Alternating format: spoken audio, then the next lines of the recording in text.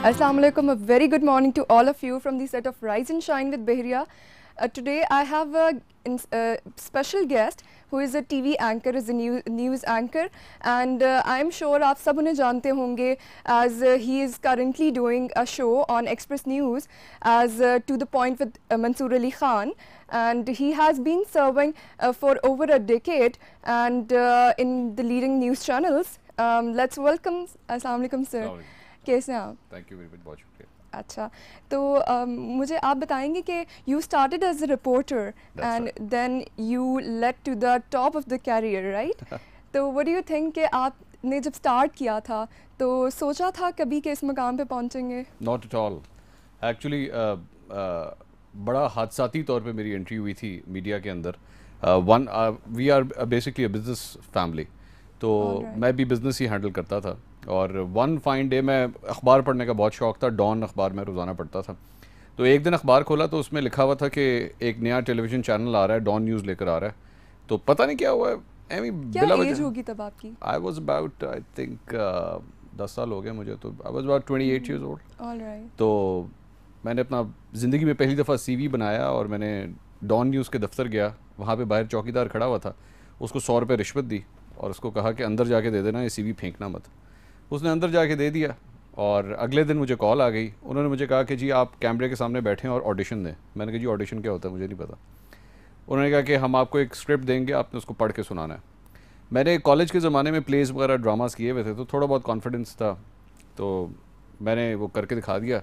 उन्होंने कहा हाँ जी, you are selected, we are going to hire you as a reporter और 33,700 आपकी सैलरी होगी। तो मैंने कहा जी I am not here for the salary, but that's fine, ठीक है, सही है। अच्छा, जब जिस महीने में हायर हुआ था उसी महीने चीफ जस्टिस इफ्तिखार मोहम्मद चौधरी साहब को हटा दिया गया और पूरे पाकिस्तान में तहरीक शुरू हो गई। तो एकदम मीडिया के अंदर इतनी हाइप एंड इधर भाग उधर भाग, जलसे, जुलूस, मुजाहरे, और वो उस एक महीने में इट वॉज सो एडवेंचरस कि आई लव्ड इट। मैंने कहा यार this is the pump that I wanted in my life. तो my father kept on saying कि तुम एक महीने के बाद वापस आ जाओगे, भाई बिज़नेस करने वाला नौकरी नहीं कर सकता। But I love that 1 month. फिर एक महीने बाद उन्होंने मुझसे पूछा आना है, मैंने कहा नहीं। 3 महीने हो गए, फिर उन्होंने मुझसे पूछा तुमने आना है, मैंने कहा नहीं। उसके बाद 6 महीने, फिर 1 साल, आज 10 साल के बाद भी मुझे कहते हैं तुमने आना है, मैंने कहा नहीं। अच्छा, बिजनेस क्या था आपका? हमारा इलेक्ट्रॉनिक्स का बिजनेस था। We use to sell television. तो माय फ्रेंड्स से कि तुम पहले टेलीविजन बेचते थे, अब तुम टेलीविजन के अंदर काम करते हो। Wow, that is nice. अच्छा, तो व्हाट डू यू थिंक कि हमारा जो पाकिस्तानी मीडिया है वो आप अगर उसको रिव्यू करें तो कैसे करेंगे, where it stands? I think मैं अगर इसको रिव्यू करूं तो ऑब्वियसली कंपैरेटिव स्टडी के साथ ही रिव्यू किया जाता है। अगर आप अपने पाकिस्तानी मीडिया को इंडियन मीडिया के साथ कंपेयर करें तो एक्चुअली आप बहुत बेहतर हैं। ये बात इंडियन जर्नलिस्ट खुद भी मानते हैं इस बात को। हमारे दोस्त हैं, हमारे साथ जब बैठ के बात करते हैं तो वो कहते हैं यार आप लोगों का मीडिया बहुत बेहतर है। हमारे यहाँ तो मतलब कोई अगर वो कोई जानवर जो है वो गटर में भी गिर जाता है तो हम लोग बैठ के कम से कम 2 घंटे की ब्रेकिंग देते हैं। ब्रेकिंग आप लोग भी देते हैं लेकिन ज़्यादा से ज़्यादा 5 मिनट या 10 मिनट की देते हैं, इससे ज़्यादा नहीं देते। But still I still think कि पाकिस्तानी मीडिया भी इन्फेंसी के अंदर है। आप जैसे ब्राइट स्टूडेंट्स जिस तरह ग्रेजुएट करेंगे और हम जैसे ऊपर जो बाबे बैठे हुए हैं उनको रिप्लेस करते रहेंगे तो इंशाल्लाह फ्रेशनेस आती रहेगी, नए कलर्स आते रहेंगे and slowly and gradually we will keep on maturing. And what do you think कि क्या क्वालिटीज़ रिक्वायर्ड होती हैं to be a good news anchor? I think सबसे एज ए न्यूज़ एंकर और a journalist there is difference. As a news anchor, या as a news anchor मेरे ख्याल में सबसे इंपॉर्टेंट बात तो ये कि आपकी स्टडी बहुत अच्छी होनी चाहिए। At least 2 newspapers a day.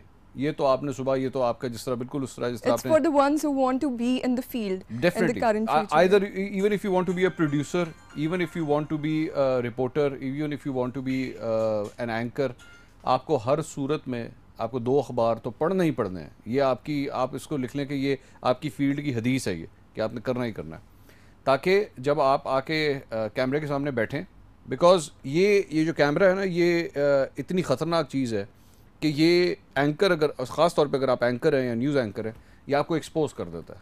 ये आपको, आप जैसे ही जो कुछ बोलेंगे ना वो सामने कैप्चर करेगा और वो बता देगा कि जनाब इसकी स्टडी इतनी है, या इसने ये तैयारी नहीं की हुई। आपने एक फिगर गलत बोल दिया, शाहिद अफरीदी ने अगर फॉर एग्जांपल अगर उन्होंने 32 बॉलों पे 70 स्कोर बनाए हैं और अगर आपने जाके कह दिया कि उसने 30 बॉलों पे 70 स्कोर बनाए हैं, तो people are going to get that, और वो फिर आपको छोड़ेंगे नहीं। खास तौर पे अब जब सोशल मीडिया आ गया है, ट्विटर, फेसबुक, इंस्टाग्राम, हर जगह आपकी क्लास होगी तो you have to be very careful, your study has to be very good. And secondly तलफ़ुज़, न्यूज़ रीडर के लिए मैं बात कर रहा हूँ, आपका तलफ़ुज़, अल्फाज का चुनाव, डिलीवरी का स्टाइल, आवाज़ की पिच, कहाँ पे आपने ऊंचा बोलना है, कहाँ पे आपने थोड़ा सा धीमा बोलना है, फेशियल एक्सप्रेशंस। ये नहीं है कि आप धमाके की खबर पढ़ रहे हैं तो आपकी 32 बाहर निकली हुई है, तो या पाकिस्तान जीत गया है तो आपकी शक्ल के ऊपर इस तरह के आसार है कि आपके 12 बजे में you have to give that impression. जो खबर आप पढ़ रहे हैं उसके मुताबिक आपने उसके मुताबिक अपने एक्सप्रेशंस देने, बिल्कुल उसको मैच करना, और वो जो सामने व्यूअर बैठा हुआ है आपने उसके साथ कनेक्ट होना है। exactly. जैसे आप उसके बड़ी हैं, आप उसके दोस्त हैं, डोंट ट्राई टू एक्ट जैसे आप उसके डैडी हैं, आप उसके दोस्त हैं। exactly. I think that's. And how about a journalist?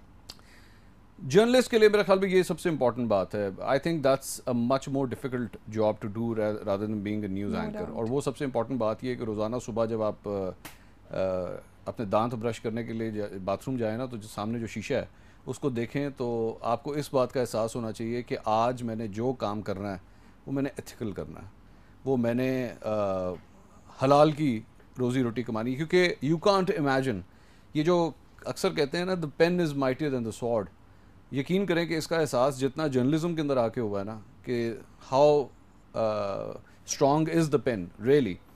क्योंकि बड़े से बड़े पॉलिटिशियंस, बड़े से बड़े ओहदों पे बैठने वाले लोग, वो आके जर्नलिस्ट की, एंकर्स की मिन्नतें समाजे कर रहे होते हैं कि भाई आप जब बैठेंगे ना अपने प्रोग्राम में, तो खुदा के लिए हमारे लिए ये बोल दीजिएगा, हमारे लिए 2 लफ्ज़ अच्छे बोल दीजिएगा, हमारी क्लास ना लीजिएगा। मैं अभी 2-3 हफ्ते पहले मैं एक प्रोग्राम कर रहा था, तो वो जिन साहब के साथ मैं प्रोग्राम करने लगा था, मैं नाम नहीं लूँगा उनका, वो जब प्रोग्राम शुरू होने लगा ना, तो उन्होंने, अच्छा ही न्यू कि he is in a very tight spot, और जब प्रोग्राम शुरू होगा तो बड़ी क्लास होनी है उनकी। उन्होंने कहा यार देख मंसूर, आज ना दोस्ती निभाने का दिन आ गया। मैंने कहा जी व्हाट डू यू मीन? यार आज तुमने मेरी क्लास नहीं लेनी, मेरी तुमसे रिक्वेस्ट है। मैंने कहा देखें जनाब, अगर मैंने आपकी क्लास ना ली ना, तो मैं इस वक्त उस स्टोरी के साथ नाइंसाफ़ी करूँगा। क्लास तो मैं नहीं लूँगा, अलबत्ता मैं आपके सामने चीज़ें रखूँगा। I give you the time to answer, you have to give the answers. वो जब और अल्टीमेटली जब प्रोग्राम शुरू हुआ तो he didn't have the answers, और प्रोग्राम जब ख़त्म हुआ तो वो दिन और आज के दिन तकरीबन 3 हफ्ते हो गए वो साहब मुझसे बात नहीं कर रहे। दोस्ती नहीं निभाई आपने। अच्छा, आप न्यूज़ कास्टिंग भी करते रहे हैं और न्यूज़ एंकरिंग करें, तो व्हाट डू यू थिंक कि आपने सबसे ज़्यादा कहाँ एंजॉय किया ज़्यादा? अच्छा, मेरे साथ ना एक बहुत गंदी आदत है कि मैं अगर चीज़ को एंजॉय ना कर रहा हूँ तो मैं उसको छोड़ देता हूँ, फ्रैंकली स्पीकिंग। मेरे इस फील्ड में आने की भी एक यही बहुत बड़ी वजह थी कि मैं तो बिज़नेस कर रहा था, हमारी फैमिली का बिज़नेस था, और वो कोई 40 साल पुराना बिजनेस था जो मैं हैंडल कर रहा था, well establish everything, but I had stopped enjoying it because it was my dad's business, तो मैं नहीं एंजॉय कर रहा था। आपका वहाँ क्या रोल था उस बिजनेस में? आई वाज द मतलब owner, I was handling it. Alright, they were about 20-25 people working under me. Okay, perfect. और जितनी सैलरी पे मेरी पहली नौकरी थी उससे ज़्यादा सैलरी के लोग मेरे अंडर काम कर रहे थे, लेकिन I had stopped enjoying it. I just felt कि I am not enjoying it, तो वो I left it, I came into this field. Reporting की, रिपोर्टिंग के बाद प्रोडक्शन भी की, मैं सीनियर प्रोड्यूसर के तौर पे भी हायर हुआ, फिर एंकरिंग, न्यूज़ एंकरिंग की, न्यूज़ एंकरिंग के बाद प्रोग्राम होस्टिंग की, इंटरनेशनल असाइनमेंट्स की। मुझे इस फील्ड की सबसे अच्छी बात ये लगती है कि every day when you go to your office and when you open the door, there is absolutely a new world, a new story waiting for you, no doubt, a new challenge, and a challenge जिसको आप expect भी नहीं कर रहे होते कि ये story कहाँ से आ जाएगी। मैं और आप अभी बैठे हुए हैं, तो अभी कुछ पता नहीं कि आधे घंटे के बाद एक ऐसी ब्रेकिंग चले कि आप आउट ऑफ द ब्लू आप डोनाल्ड ट्रंप को किसी ने गोली मार दी, वो ये क्या हुआ बैठे बैठे। तो this is the fun and the thrill in this field, जो बिल्कुल उसी तरह ही होता है जिस तरह आप बंजी जंपिंग कर रहे हो या आप स्काई डाइविंग कर रहे हो। मुझे तो उस तरह का मज़ा आता है। और आपने कौन कौन से बेसिक इवेंट्स पे, इम्पोर्टेंट इवेंट्स पे किया है? आई वॉज इन अमेरिका जब Barack Obama was elected for the second time. उनकी जो विक्ट्री स्पीच थी वो मैंने उतने ही डिस्टेंस से कवर की थी जितने डिस्टेंस पे इस वक्त ये कैमरा मुझसे दूर है, मैं इतने डिस्टेंस पे ओबामा से खड़ा हुआ था। and I was covering his victory speech. That was one of the moments. Shanghai के अंदर मैंने Special Olympics cover की थी. साउथ अफ्रीका में मैंने चैम्पियंस ट्रॉफ़ी कवर की थी, जिसमें हमने इंडिया को हराया था. और मेरे लिए सबसे बड़े मज़े की बात ये थी कि वो जो प्रेस गैलरी थी उसमें there were 32 other Indian journalist sitting to cover that, and I was the only Pakistani journalist. और we were watching the match, और उसके बाद हमने इंडिया को हरा दिया. तो मैं एक और वो 32, और मैंने जितना शोर किया उन 32 को तंग करने के लिए, वो दैट वाज रियली फन. तो एक वो बड़ा यादगार इवेंट है. और इसके अलावा मैं I been to Kenya also with the Pakistan cricket team. तो इस इंटरनेशनल असाइनमेंट्स मैंने ये किए हैं. इसके अलावा लोकल असाइनमेंट्स भी काफ़ी हैं. I was there in Peshawar जब APS का जो वाक़या पेश आया था on the 16th of December. I was there on the first anniversary, I was there on the second anniversary, and I have promised their parents that I will keep visiting them till the day I am alive, and I will always visit them every year, no matter what. क्योंकि उस हादसे ने professionally नहीं, personally भी मुझे मेरी ज़िंदगी change कर दी. I became so close to my own children after hearing all that. तो बस ये फील्ड ही इस किस्म की है. ये आपको इमोशनली इतने हाईज एंड लोज में लेके जाती है. आपके करेक्टर बिल्डिंग के लिए बड़ी अच्छी चीज़ है. No doubt. Who do you idealise basically in the field of journalism? या एग्जैक्टली. अच्छा, देयर आर मतलब जिस तरह अब आप कह लें कि 1-on-1 इंटरव्यूज़ जो लोग करते हैं, हैं तो मेरे दोस्त ही, लेकिन मुझे उनकी कुछ लोगों की अच्छी चीज़ लगती है. लाइक वसीम बदामी, वो मुझे बहुत अच्छा लगता है 1-on-1 इंटरव्यूज़. जब वो किसी का भी कर रहे हो तो मैं ज़रूर देखता हूँ मैं, जबकि is a very good friend. लेकिन फिर Shahzeb is a very good friend, लेकिन मैं उनके भी कभी, वो बहुत कम करते हैं अब, लेकिन मैं उनके भी मैं देखता हूँ. क्वेश्चन करने का आर्ट, जब आपके सामने पैनल बैठा हो, हामिद मीर साहब को बहुत अच्छा आता है. Is very good. मतलब वो एक कन्वर्सेशन से दूसरी कन्वर्सेशन में तीसरी कन्वर्सेशन, उसको आगे बड़ा अच्छा लेके चलते हैं. और जो ऑन स्क्रीन एनर्जी है वो बड़ी ज़रूरी होती है किसी एंकर के लिए, क्योंकि अगर वो एनर्जी नहीं है ना, आप डल लोग यूँ करके बैठे हैं, तो you going to lose your audience. Kashif Abbasi साहब के अंदर ये बड़ी अच्छी क्वालिटी है. वो और हामिद मीर साहब ये लैक करते हैं. मैं हामिद मीर साहब को वैसे भी ये कहता हूँ, मैं कहा आप काशिफ को देखें, इस तरह लगता है अभी भी 20 साल का लड़का है जैसे. इतनी एनर्जी उनके अंदर. तो इस तरह हर एक की अच्छी क्वालिटीज़ हैं. Very good. रजब सेठी साहब की चिड़िया बड़ी मशहूर है. तो इस तरह.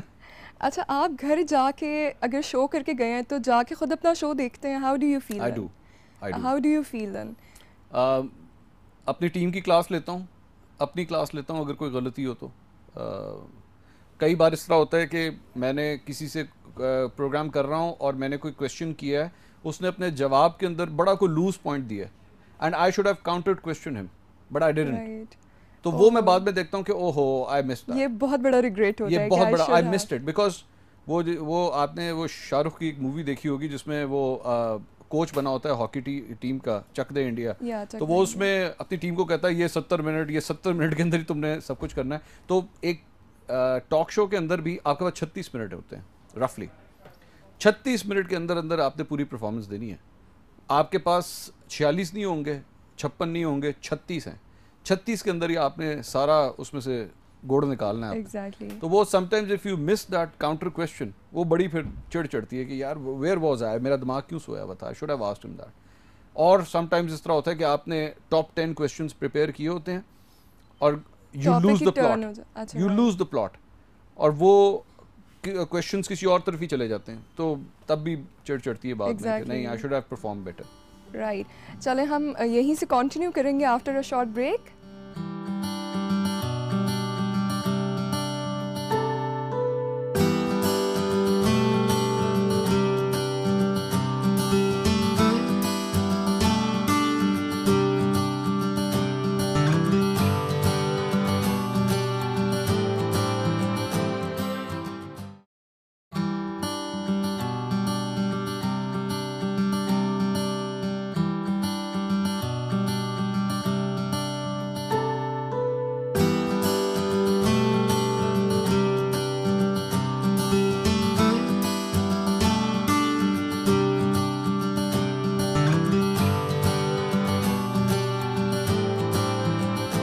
Welcome back. और बड़ी ही इंटरेस्टिंग गपशप चल रही थी. Let's continue that. तो आप मुझे ये बताएं कि throughout your whole career what was your best ever experience you had? Best ever experience I think दो हैं मेरे ख्याल में. एक जब पाकिस्तान T20 वर्ल्ड कप जीता था यूनुस खान की क़यादत में, उस वक्त भी मैं एंकरिंग कर रहा था. अच्छा, और उस वक्त मैंने ये ख़बर ब्रेक की थी. तो मैं I am a very stone hearted person. मेरे पूरी फैमिली भी मुझे यही कहती है कि आपको इमोशनली कोई फ़र्क नहीं पड़ता, लेकिन उस वक्त फ़र्क पड़ा था क्योंकि मेरी आंखों में आंसू आ गए थे जब मैं ये खबर दे रहा था पूरी दुनिया को. क्योंकि मैं उस वक्त जियो में था और जियो ज़ाहिर बात है सबसे ज़्यादा देखे जाने वाला चैनल था, और उसके ऊपर पूरे पाकिस्तान को ये बताना कि पाकिस्तान वर्ल्ड कप जीत गया, that was out of this world. जबकि यूनुस खान से मेरी दोस्ती नहीं है, हम we are not at good terms, लेकिन मेरे लिए खुशी की बात ये थी कि पाकिस्तान जीता है. एक ये, और दूसरा जो दिल दहला देने वाला वाक़या था वो APS का दोबारा वही 16 दिसंबर का जो वाक़या था, दैट वाज वेरी शॉकिंग. मतलब That was the worst, right? That was the worst experience. उस वक्त भी बड़ी मुश्किल से, बहुत मुश्किल से एंकरिंग हुई थी, बहुत मुश्किल से. लेकिन इम्पॉर्टेंट बात यह है कि I never lost the plot. There have been news anchors who have been working with me, they have been anchoring, और कभी कभार इस तरह का कोई बड़ा हादसा हो जाता है तो दे लूज़ द प्लॉट, और वो इशारा कर देते हैं PCR को कि हम मज़ीद एंकरिंग नहीं कर सकते because we can't control our. मैंने आज तक कभी इस तरह नहीं किया. आई हैव ऑलवेज, मतलब I have been sitting over there and that's a strong point for you. Maybe I don't know, या और you can say I am stone hearted. Alright. अच्छा, मुझे ये बताएं कि कभी ऐसा एक्सपीरियंस हुआ है कि आपने शो पे किसी को बुलाया गेस्ट का, यू बी लाइक कि ये इंसान क्या कर रहा है, मैं से पूछ कुछ और रहा हूँ, ये बोल कुछ और रहा है? हाँ, बड़ा हुआ है इस तरह. तो आप अगर इंटरनेट के ऊपर जाके सर्च करें तो देवदास लिखें और मंसूर अली खान लिखें तो बड़े मज़े का एक क्लिप सामने आएगा. अली रज़ा आबदी साहब जो हैं वो बड़े अच्छे दोस्त हैं मेरी, is a very good friend. तो वो उनकी ये आदत है, आप उनसे कभी भी इंटरव्यू करें, आप उनसे सवाल नॉर्थ का करेंगे, वो जवाब साउथ का देंगे. तो उनका जब मैंने प्रोग्राम शुरू किया तो अच्छा मुझे पता था कि वो ये करते हैं, क्योंकि वो उनके साथ मेरा कोई तीसरा प्रोग्राम था. मैं पहले भी 2 दफ़ा कर चुका था इंटरव्यूज़ उनके. तो वो आके बैठे, तो अब हमने आपको अपने गेस्ट की साइकी समझना बहुत ज़रूरी होता है कि ये किस किस्म का आदमी है. मुझे पता था कि उनकी फैसल रज़ा आबदी साहब की जो एक सबसे बड़ी वीकनेस है ना, वो ये है कि जब ये गुस्सा कर जाते हैं ना तो ये ही लूजेस द प्लॉट. तो मेरा पहले मिनट से मेरा ये आइडिया था कि मैंने इनको गुस्सा दिलाना है, मैंने इनको हर बात पे गुस्सा दिलाना है, हर जो ये जवाब देंगे ना मैंने इनको बस तपाना है इनको बैठ के. तो वो मैं पूरे प्रोग्राम में कोशिश कर रहा था. मुझे तकरीबन जिस तरह आपको मैंने बताया 36 मिनट का प्रोग्राम होता है, तो तकरीबन 15 मिनट हो चुके थे लेकिन उनको गुस्सा नहीं चढ़ रहा था और मैं बार बार फेल हो रहा था इस चीज़ के अंदर. फिर मैंने सोचा मैं क्या करूँ. अल्टीमेटली मैंने ना, क्योंकि वो हर चीज़ में से ना वो एक नेगेटिविटी निकाल रहे थे, ये भी गलत है, वो भी गलत है, सिस्टम ख़राब है, पॉलिटिशियन ख़राब है, ये नहीं होता, वो नहीं होता. अल्टीमेटली मैंने फिर उनको कहा, मैंने कहा आपने देवदास फिल्म देखी है? उसके ऊपर वो तप गए. ये क्या सवाल है, ये किस किस्म का सवाल आपने किया, मैं इतनी दूर से आपके पास आया और आप मुझसे ये पूछ रहे हैं कि आपने देवदास देखी है? मैंने कहा भाई मैंने आपसे सिर्फ एक सवाल किया, आप कहते मैंने नहीं देखी. नहीं, आपने ये सवाल क्या किया मुझसे? मैंने कहा बस now I have achieved my point. अब फैसल रज़ा आबदी साहब जो है ना फुल तप गए हैं और अब मज़ा आएगा. और फिर वही हुआ कि अगले 15-20 मिनट जो है वो अच्छे खासे गुस्से के साथ उन्होंने पूरा प्रोग्राम किया. तो and it was fun, it was very. लेकिन ये है कि आई मीन ऑब्वियसली जब प्रोग्राम ख़त्म हुआ तो लोग ये समझे कि पता नहीं हमारी कितनी बड़ी लड़ाई हो गई है. We are still very good friends. कोई ऐसी बात ऑलराइट. अच्छा, कभी ऐसे हुआ है कि आपको लगे कि बस अब ये इस बंदे से मैं और शो कंटिन्यू नहीं रख सकता? हाँ, व्हेन एक्चुअली यू वो आपके ना हर प्रोग्राम में मैं कम से कम मैं ये करता हूँ, मुझे ये नहीं पता कि बाकी एंकर्स क्या करते हैं, लेकिन मेरे सेट ऑफ क्वेश्चंस होते हैं. नॉर्मली एक अच्छे प्रोग्राम के लिए 10 से 15 क्वेश्चंस आपके पास होने चाहिए. तो अगर कई ऐसे लोग होते हैं जिनको आप सवाल करें, अच्छा ये बताइएगा कि आपने अपनी ज़िंदगी को, जिस तरह आपने मुझसे सवाल किया, आपने अपनी ज़िंदगी में कौन कौन सी चीज़ों को एंजॉय किया? जी मैं वहाँ पे गया, मैंने उसको एंजॉय किया. अब एक लाइन का जवाब आगे तो बताओ. नहीं, बस वो एक लाइन का जवाब. ये इस किस्म के जो गेस्ट होते हैं ना बहुत ख़तरनाक होते हैं. तो वो अच्छा वो आपने चलें एक दफ़ा पूछ लिया, आपने दूसरा सवाल कर लिया, तीसरा कर लिया, और अल्टीमेटली फिर एक टाइम आता है कि वो जो 10 सवाल होते हैं ना वो ख़त्म हो जाते हैं सारे. God. अब खत्म हो चुके हैं और प्रोग्राम में अभी भी 15 मिनट पड़े, अब मैं उससे क्या बात करूं? Exactly. तो वो बड़ा प्रॉब्लम होती है। लेकिन आई थिंक मुझे इतनी एक्सपीरियंस हो गया है कि हार्डली कभी इस तरह हुआ है, एक या दो गेस्ट होंगे जिनके साथ इस तरह हुआ कि I was out of questions and I did not know, और शो मुझे लगा कि अब ड्रैग होना शुरू हो गया। Got it. और कभी ऐसा होता है कि गेस्ट आपको ही बोलने का मौका नहीं दे रहा होता, लाइक जी माशाल्लाह वो बड़े ऐसे लोग आते हैं। मिर्ज़ा इकबाल बेग साहब जो स्पोर्ट्स के बड़े फेमस हैं, उनका प्रोग्राम होता था बोलें क्या बात है, तो वो इतना बोलते थे कि क्या कि हमने मैं इकबाल भाई से मैं मिला अभी, ये जो अभी PSL का फाइनल हो रहा था उस पर मिला, तो मैंने उनको कहा, मैंने कहा इकबाल भाई आपके प्रोग्राम का नाम होना चाहिए था सुने क्या बात है, बोले क्या बात है नहीं, क्योंकि सारा वक्त तो आप बोलते हैं, आप गेस्ट को बोलने नहीं देते। तो इस तरह कई ऐसे लोग होते हैं जो चले हमने फील्ड से रिलेटेड काफ़ी बातें कर ली, let's come to you as a person, आपके क्या हॉबीज़ हैं, क्या इंटरेस्ट्स हैं? I have been, very few people know that, लेकिन I have been the captain of the Pakistan junior swimming team, and at one time I had about 7 national records. Wow. So this was when I was a student, obviously, ये तब की बात है। लेकिन फिर मैंने studies की वजह से अपनी स्विमिंग छोड़ दी थी when I was about 18 years old. तो स्पोर्ट्स का बहुत शौक है, बल्कि मैंने अपने करियर का आगाज़ भी एज ए स्पोर्ट्स रिपोर्टर किया था। Alright. क्योंकि स्पोर्ट्स का बहुत पैशन है, और मैंने अपनी करियर में पहले 2-3 साल मैंने स्पोर्ट्स से ही मैं जुड़ा रहा हूँ। स्पोर्ट्स की रिपोर्टिंग की, स्पोर्ट्स का शो करता था, स्पोर्ट्स की एंकरिंग की, तो स्पोर्ट्स के साथ लिंक रहा है। उसके बाद then I came towards main news and political news. लेकिन स्पोर्ट्स का पैशन आज भी ख़त्म नहीं होता, और अभी भी बल्कि हर सैटरडे को मेरी जो प्रोग्राम की टीम है और जावेद चौधरी साहब जो एक्सप्रेस पे होते हैं, उनके प्रोग्राम की टीम, हम सारे मिलकर क्रिकेट खेलते हैं अभी भी। तो बड़ा मज़ा आता है। तो और इसके अलावा मेरी जो हॉबी है वो है going for trekking in the mountains. तो आज से 2 साल पहले I went to K2 base camp, और इस साल प्लान है माउंट एवरेस्ट बेस कैंप जाने का। इंशाल्लाह। तो इस किस्म के शौक है बस। अच्छा, alright. And who is your famous like actors में से कौन सा आपको बहुत अच्छा लगता है? एक्टर्स में से पियर्स ब्रॉसनन, मतलब अगर आप हॉलीवुड की बात करें तो Pierce Brosnan is a very good actor, और अगर आप इनकी बॉलीवुड की बात करें तो एक्ट्रेसेस में मेरे ख्याल में Tabu and Shabana Azmi, I think these are 2 very talented actresses. Male के अंदर वो वैसी बचपन से ही, क्योंकि मैं आई वॉज बॉर्न इन 79, तो 80s का जो दौर है वो सारा अपना बचपना फिल्में देखते हुए, तो वो उसमें तब से ही अमिताभ बच्चन जो है वो पसंद है। तो वो मुझे जिसे कहते हैं ना चाइल्डहुड हीरो, तो वो मेरे तब से चाइल्डहुड हीरो हैं, वो आज तक वही हैं। वो बेशक वो उनके ज़ाहिर बात है तो दादा के किरदार में, बाप के किरदार में आते हैं, बट अभी भी वो मेरी चाइल्डहुड हीरो ही हैं। अच्छा, what was your childhood aim? बचपन में क्या सोचते थे कि हाँ बड़े होके क्या करना है?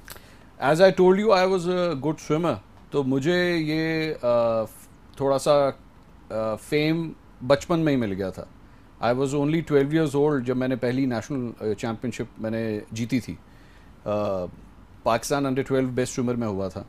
तो तब से ही फेम का एक चस्का जैसे कहते हैं ना वो लग गया था। तो दिल करता था कि कोई ऐसा काम हो, कोई ऐसी चीज़ हो जिससे फेम मिलता रहे। तो जब बिजनेस में चले गए थे तो यही एक चीज़ थी जो मिसिंग थी, जो फेम नहीं मिल रहा था। एग्जैक्टली।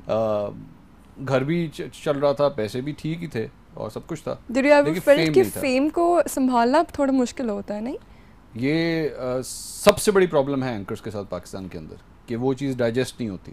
Exactly. वो फेम के साथ समझते हैं कि अब पावर मिल गई है हमें, और पावर मिलने की वजह से दिमाग ख़राब हो जाते हैं, अपने आप को डेमीगॉड समझना शुरू हो जाते हैं। ये इसको संभालना बहुत मुश्किल है, फेम को संभालना बहुत मुश्किल है। आपके वो जिसे कहते हैं ना, बुज़ुर्गों ने कहा है कि दरख्त जितना बड़ा और फलदार होता है उतना ही उसको झुकाव उसमें होना चाहिए। ये बड़ा ज़रूरी है, झुकना बहुत ज़रूरी है। सड़क पे चलते हुए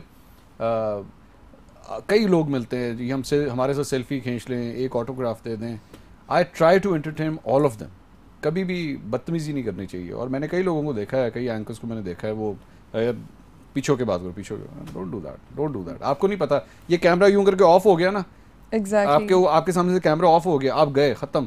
तो डोंट, मैंने कई ऐसे एंकर्स को देखा है जो एक ज़माने में बहुत हिट थे, मैं I can start naming them, लेकिन जैसे ही उनके ऊपर से कैमरा ऑफ हुआ करियर्स ख़त्म हो गए उनके, अब कोई भी नहीं जानता उनको। आज की मैं आपके सामने भी उस जनरेशन के नाम लूँगा ना उन लोगों के, आप कहेंगे कौन है वो, जबकि अपने ज़माने में बहुत बड़े एंकर्स हुआ करते थे। राइट। अच्छा मुझे ये बताएं कि व्हाट डू यू थिंक, किसी भी obviously on the peak of a career jealousy factor भी होता है, बहुत सारे लोग आपको डिग्रेड करने की भी कोशिश करते हैं, they can not see you there. तो बहुत सारे ऐसे लोग आपके all throughout the career भी रहे होंगे, तो how did you manage that? आजकल मैं एक बुक पढ़ रहा हूँ, उसका नाम है essentialism, it's a best seller, New York Times best seller.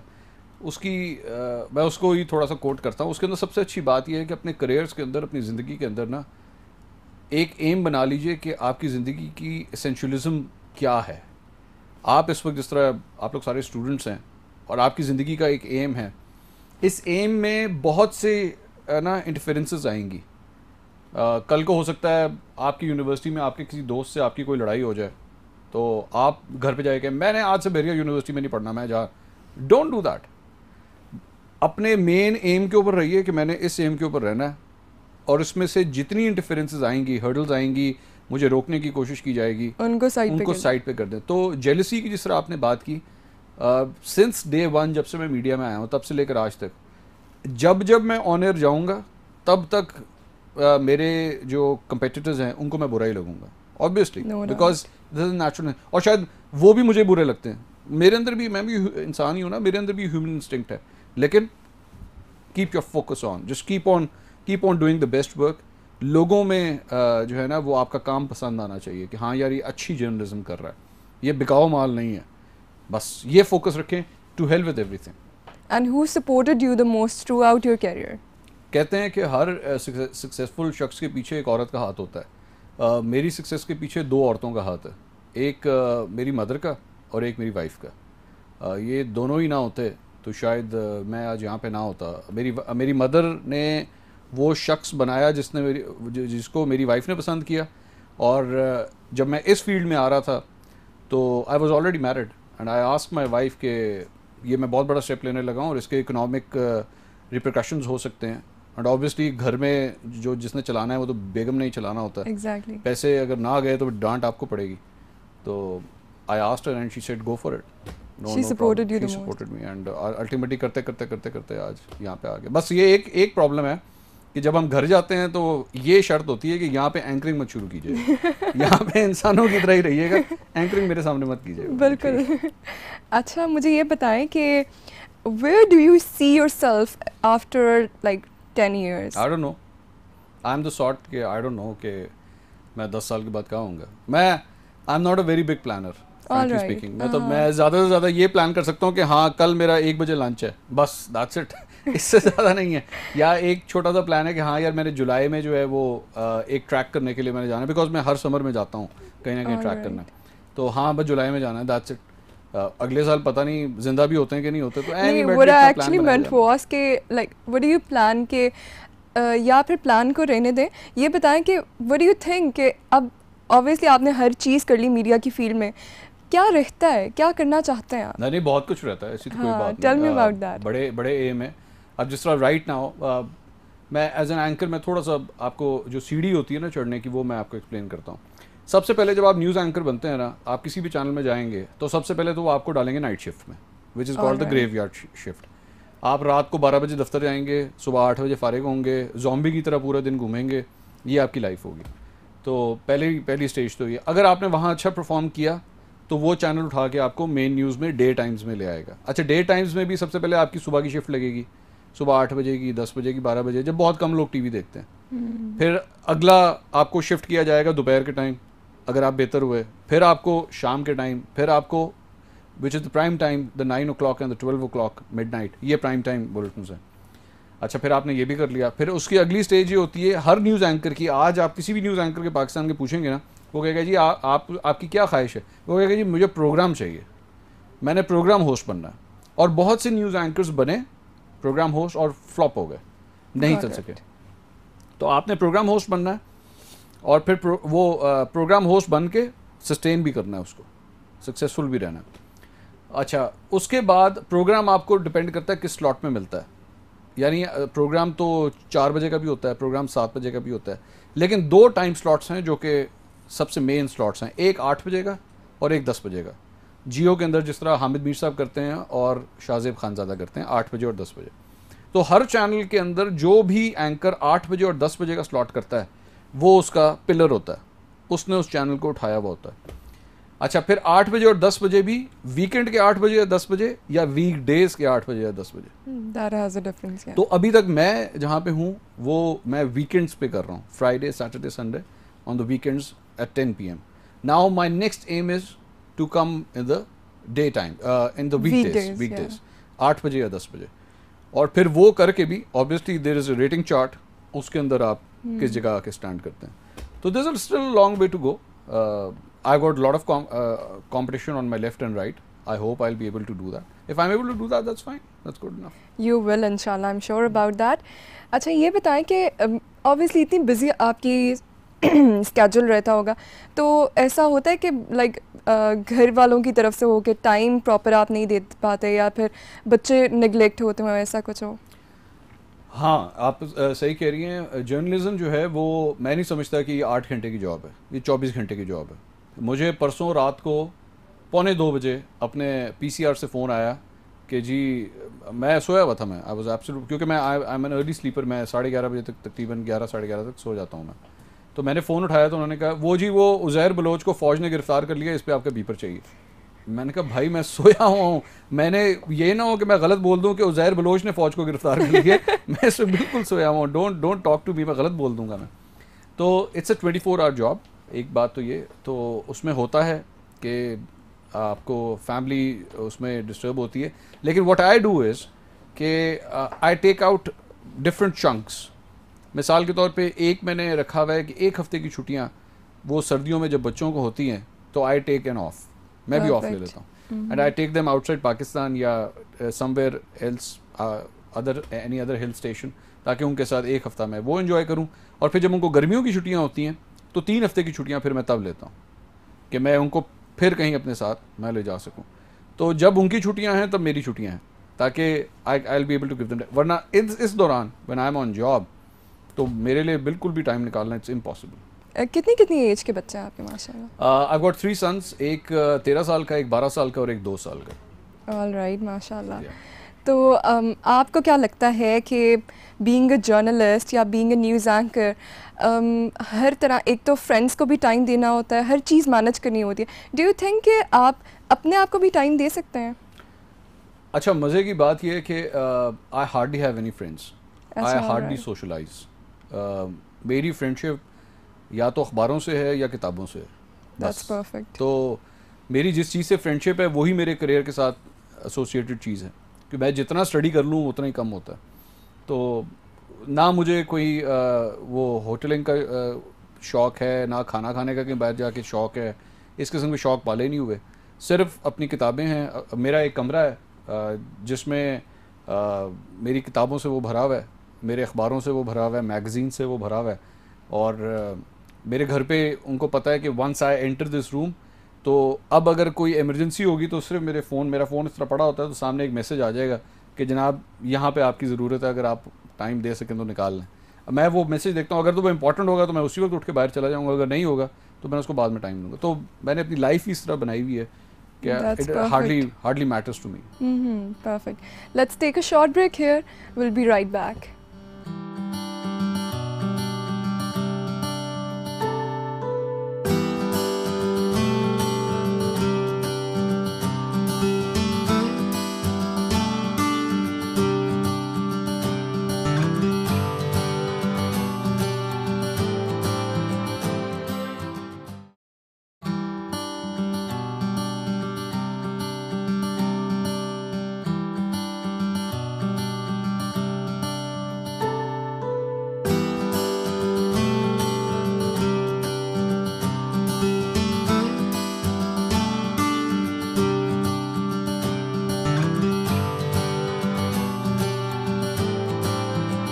Welcome back. हम इनसे पूछ रहे थे कि throughout his career what he faced, the struggle he did. अब इनसे पूछते हैं कि ये क्या समझते हैं उन लोगों के बारे में जो इस करियर को आगे परस्यू करना चाहते हैं, इस फील्ड को, उनके लिए कोई ऐसा मैसेज देना चाहें जो उनके लिए हेल्पफुल हो? देखिए, पाकिस्तानी मीडिया को आए हुए तकरीबन 15 साल हो चुके हैं, और जब ये मीडिया, इलेक्ट्रॉनिक मीडिया आई मींट, ये जब आया था तो ह्यूमन रिसोर्स का बहुत बड़ा प्रॉब्लम था। तो ज़्यादातर वो लोग हायर हुए थे जो प्रिंट मीडिया से ताल्लुक़ रखते थे, और उनको कैमरास के सामने बैठा दिया गया था। उनमें से कई सक्सेसफुल हो गए और कई नहीं हुए, लेकिन उसकी वजह से ट्रायल एंड एरर के तौर पे ये सारा काम चल रहा था। अब डिफरेंस ये है कि अब तकरीबन 15 साल के बाद अब वो लड़के और लड़कियां, आप जैसे लोग इस फील्ड के अंदर आ रहे हैं जो प्रॉपर इलेक्ट्रॉनिक मीडिया की एजुकेशन लेकर आ रहे हैं। They are better equipped, they are better educated, and they've माजरत के साथ they've got better morals than the ones who were earlier over here. So I think कि इस फील्ड के अंदर कई लोग ये कहते हैं जनाब मीडिया की फील्ड जो है ना वो बड़ी सैचुरेटेड हो गई। I totally disagree with that. मेरा ख्याल में ये फील्ड अभी कम से कम 3 टाइम्स और आगे जानी है, 3 टाइम्स और। इसकी वजह ये कि आज आप अपना जो एक रिपोर्टर है, एक प्रोड्यूसर है, एक एंकर है, उसका सैलरी ब्रैकेट अगर उठा के देखें और उसको कंपेयर करें इंडिया के साथ या उसको कंपेयर करें यूके के साथ या यूएस के साथ, आप करीब भी नहीं हैं अभी उनके। they are earning 3 or 4 times more than what you are earning right now. No doubt. तो that means कि अभी इसने फील्ड ने बहुत बड़ा होना है, और ज़्यादातर इलेक्ट्रॉनिक मीडिया जो इस वक्त चल रहा है वो केबल के थ्रू चल रहा है, और केबल वहाँ चल रही है जहाँ पे एक घर से दूसरे घर से तीसरे घर कनेक्शन हो पाता है। गांव देहात के अंदर आज भी पीटीवी का एंटेना चल रहा है। तो जिस दिन गांव देहात में उस शख्स को बैठे हुए ये तमाम टेलीविज़न चैनल एक डिश, छोटी सी डिश लगा कर ऊपर से आना शुरू हो गया ना, उस दिन आप देखिएगा कितना बड़ा बूम आएगा इस फील्ड के अंदर इंशाल्लाह। तो I think the prospects are very good, and इंशाल्लाह I personally believe that your generation is going to perform much better than our generation or the generation which was here before us. All right. Thank you so much for being on the show. It was a pleasure having you here. And इसी के साथ मुझे इजाज़त दीजिए। अल्लाह हाफ़िज़. Take care.